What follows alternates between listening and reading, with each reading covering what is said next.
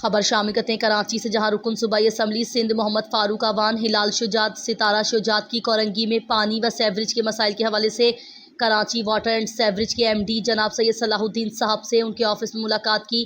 اس حوالے سے مزید تفصیلات جانتے ہیں کراچی سے ہمارے نمائندے جاوید محمود ارائیں سے۔ جی جاوید، کیا تفصیلات ہیں آپ کے پاس، بتائیے گا۔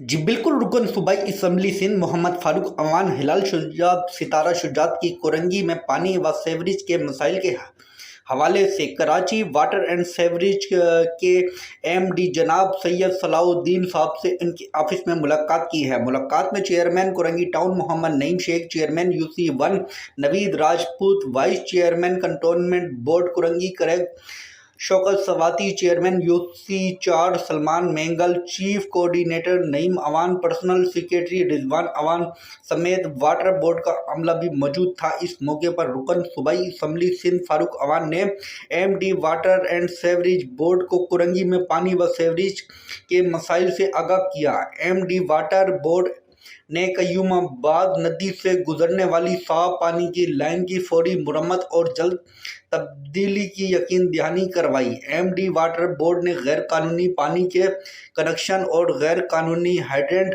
کو فوری بند کرنے اور ان کے خلاف کارروائی کرنے کے احکامات جاری کیے۔ بھٹائی کالونی، ضیاء کالونی، چکرا گوڑ، قیومہ بعد، الطاف ٹاؤن، اللہ والا ٹاؤن، KDA میران ٹاؤن و دیگر علاقوں سمیت کورنگی میں پانی کی منصفانہ تقسیم اور پانی کی فراہمی کے وقت کو بڑھانے پر اتفاق کیا گیا۔ میٹنگ میں سب سوئل پانی کی منصفانہ تقسیم پر بھی بات کی گئی۔